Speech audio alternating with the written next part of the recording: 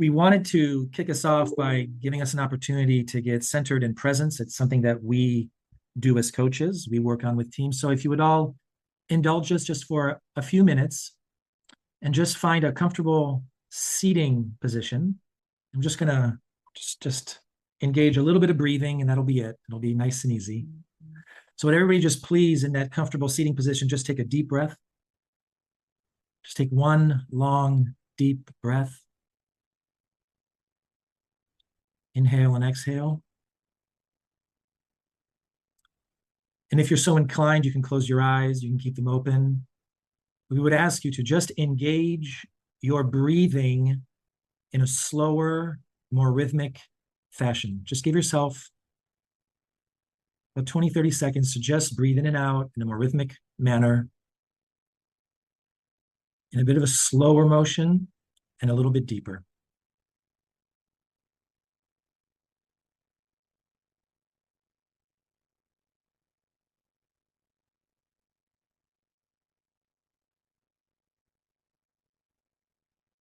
If thoughts come out or come up, just let them be transient. Focus on your breath.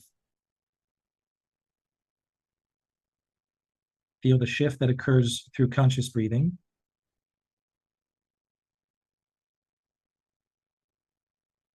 And I think, Peter, with that, we're good.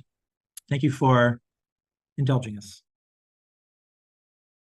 So what I'd like to do is to delve into a specific tool that we use in team coaching and to give you a sample of that tool as it was used with the team that we worked with. So at Correntis, we practice a form of team coaching whereby we engage with teams over a 3 to 6 month period of time.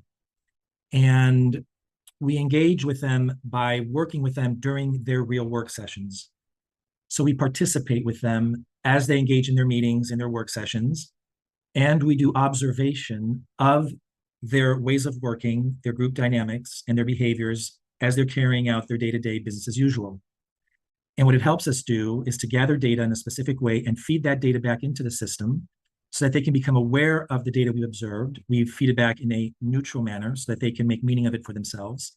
And then they can take that data and they can make modifications to either strengthen strengths or work against some of their challenges. So if you would share my slides, that'd be great.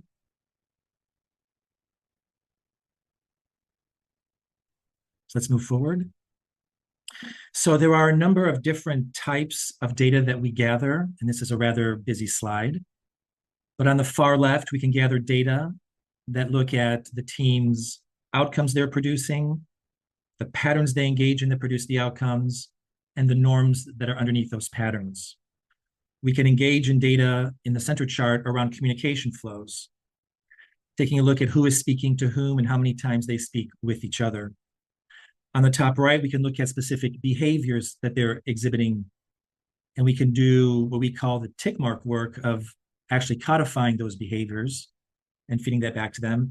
And on the bottom, we can make assessments around what we're noticing is their overall emotional mood in the room. And what I'd like to do is focus on the top right chart, behavior chart, and give you an example of one that we use with the team. So if you advance the slide. Oh, okay. So the colors came out a little funky, but we'll be able to play with this. So one of the areas that we look at in team coaching is the notion of communication. So during the interview process that starts at the beginning of an engagement, we ask quite a few questions about the communication patterns on the team, what is working and what is not working. And we'll usually hear quite a bit about the team's levels of interrupting or perhaps listening or asking questions, inquiry, use of humor, what we call stacks, which are the number of times that statements are made that don't relate to what was just said.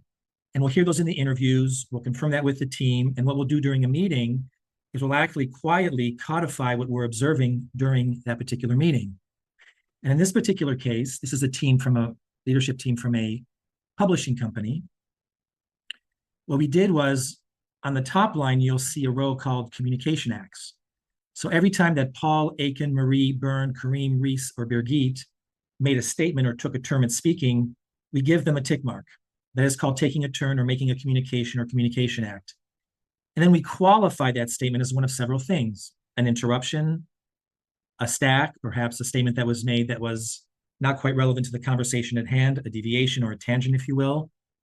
If it was a question, we'll qualify it as a question. And if that question was answered, we will then qualify that answer. That question is being answered with the tick mark. We'll also log in perhaps humor statements that are made. And what's really interesting is when we total up the columns and we total up the rows, we get some interesting data. So in this particular instance, in a 45-minute period, there were 91 statements made, 29 of which were interruptions, 18 of which were stacks, 15 of which were questions, 7 of those questions were answered, and there were 8 humor statements made. That is our assessment. So one of the cautions that we pose in this particular way of codifying, it's all an assessment. It is on the team coach to make that assessment and to feed the data back to the team in a neutral manner.